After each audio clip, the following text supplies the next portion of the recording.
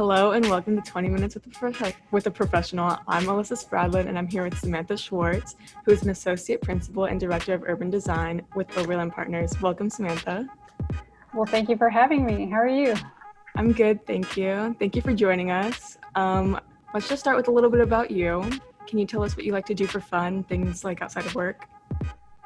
Well, now is a different world, right? But I think I like to make sure and make time to go outside and go for walks and things like that, just to sort of connect with nature and have some time in my own head to think. That's what I like to do in my off time.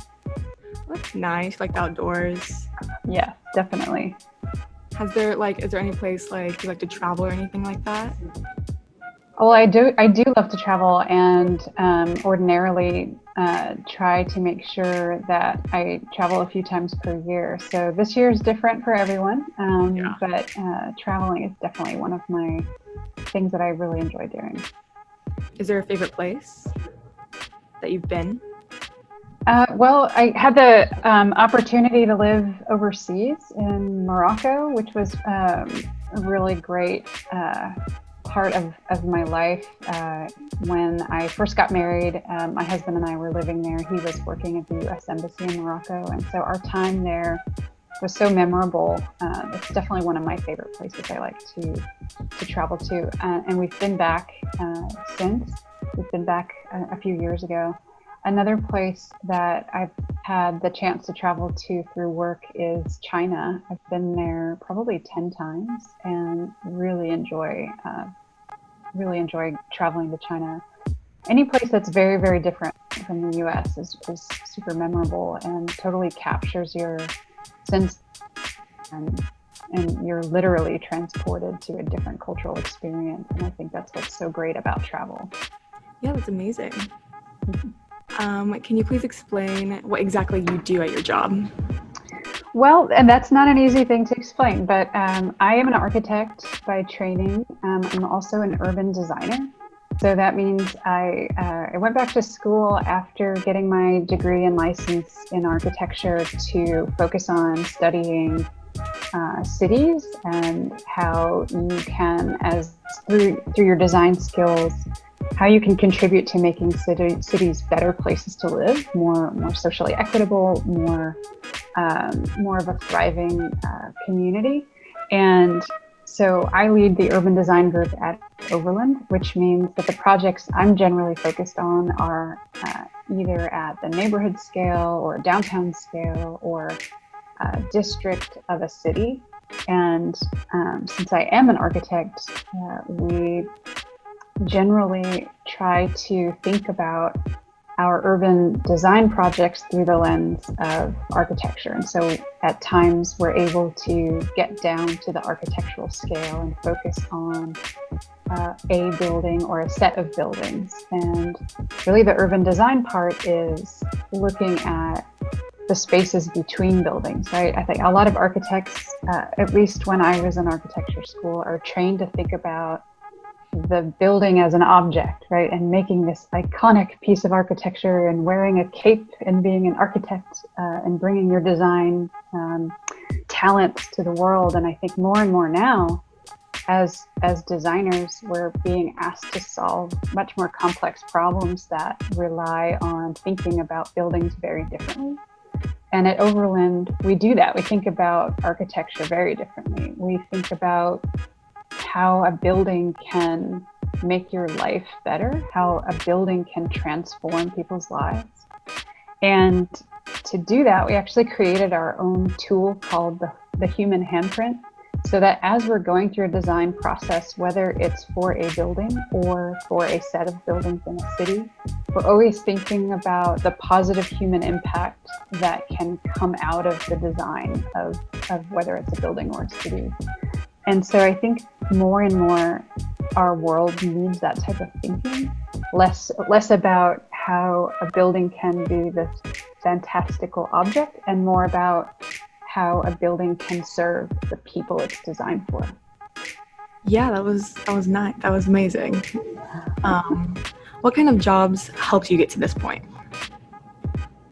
That's a good question too. I think that my my pathway to this point was through architecture. So I went to architecture school and studied, the pathway the curriculum that architecture school entails. I think that my personal experience, like having lived in other places, having traveled to other places, and when you immerse yourself in other cultures and you get to know people from different walks of life, that's even more important than the architectural training itself.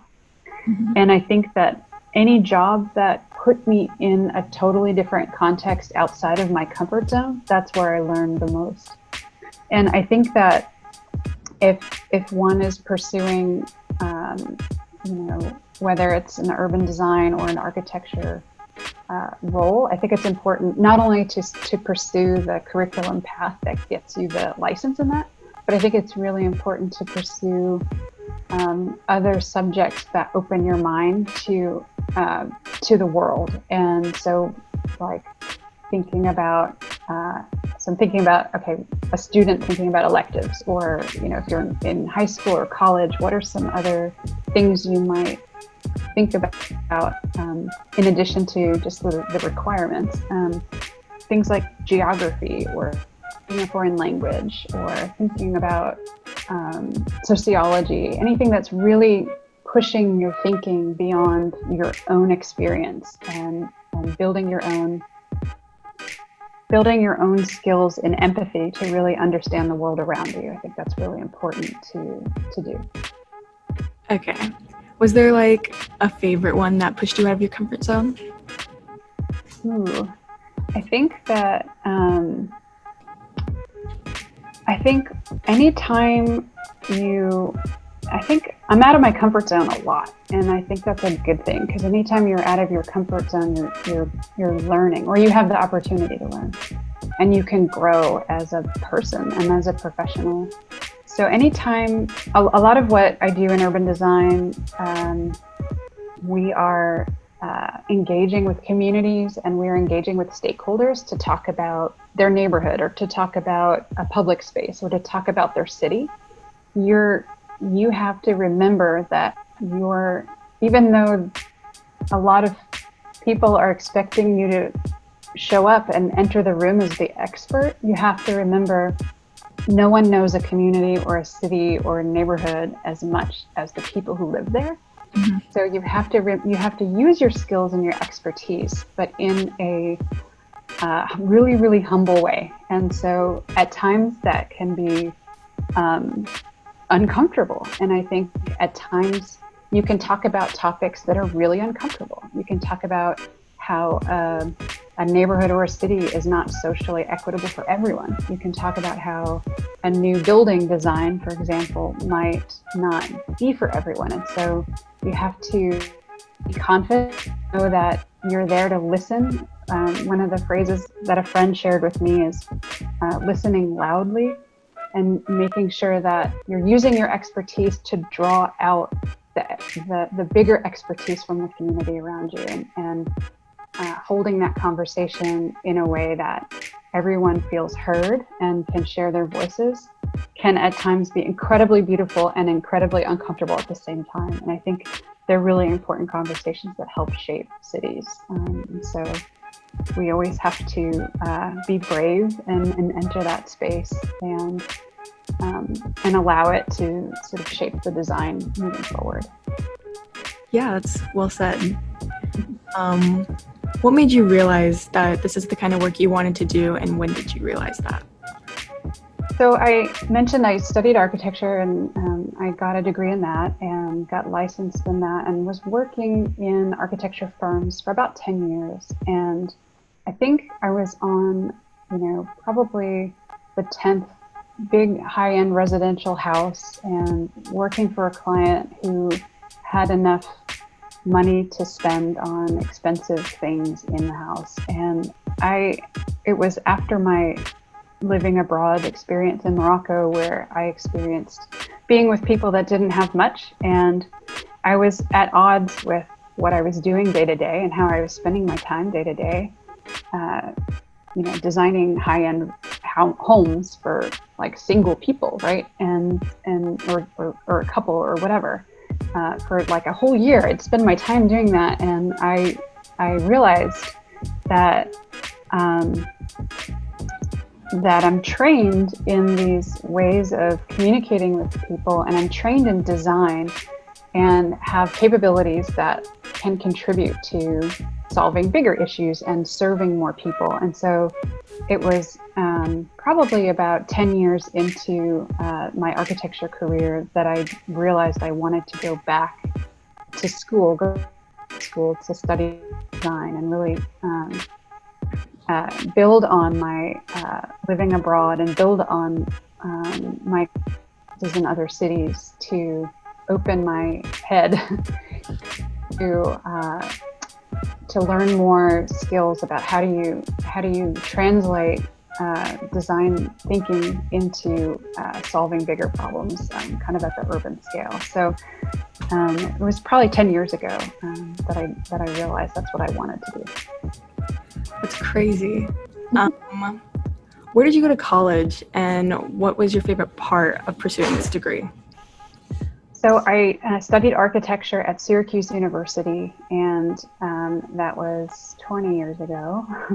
And then worked for 10 years, and then went to do my graduate work at the University of Texas at Austin.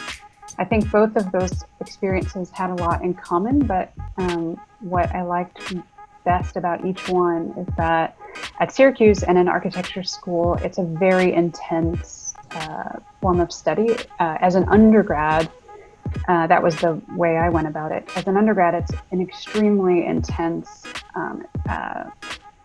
work environment. You're in the design studio all the time, and the way that it's put together for you, it's almost like going to medical school when you're 18. Like, it's really intense. But the best part of that is you form lifelong relationships and friendships, and you learn what your capabilities are, and you learn how to become much more rigorous, and you learn how to think about things in a way that you've never pushed yourself like that before. So I think that's what I enjoyed the most about studying architecture at Syracuse. And then at UT, more recently, I think having that 10 years of professional experience was really meaningful, because going into graduate school, I was able to push myself in a different way. And I think that's what I really enjoyed most about UT. And also that the urban design program, which was my focus there, is within the School of Architecture. And within that school is also the landscape architects and the planners. So those three groups of architects, landscape architects, and planners are usually the three main professionals that become urban designers. So getting to work really closely with those other students studying other things was really, really helpful during my time at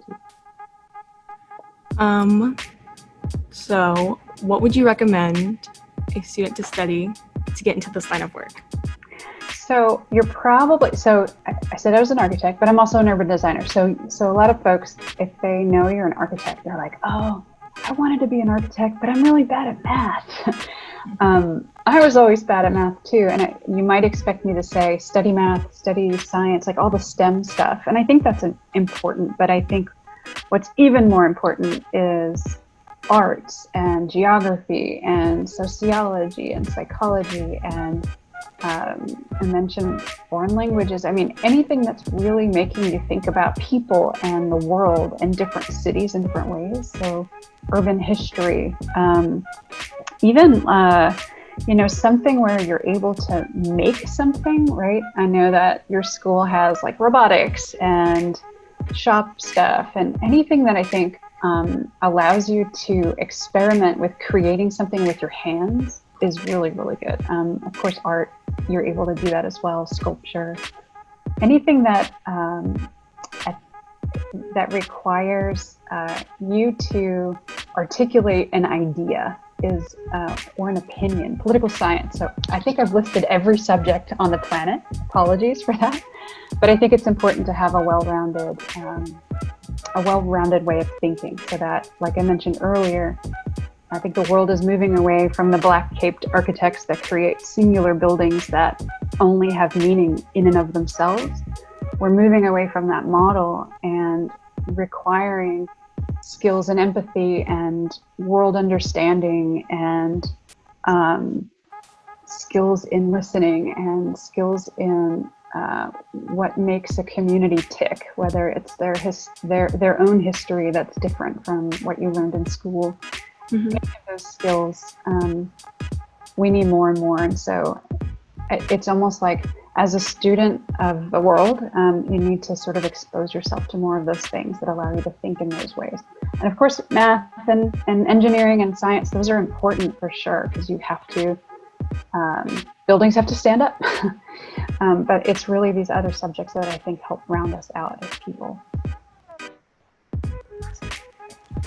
Okay, what is the most important quality you look for in a new employee or coworker?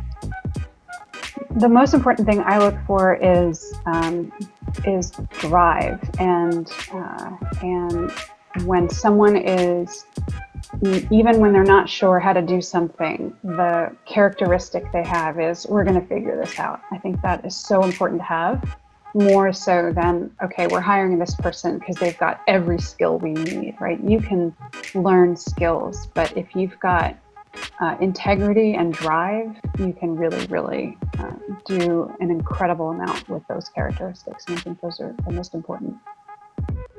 Okay, and what is the most rewarding part of your job? Well, it's great to have a happy client and to have them talk about your work and your experience together as a positive experience for them. And in terms of the type of work that I do in urban design, sometimes you're doing a master plan for a city, or sometimes you're doing, some of the projects we do are the redesign of a street in a city, for example, or some kind of public space.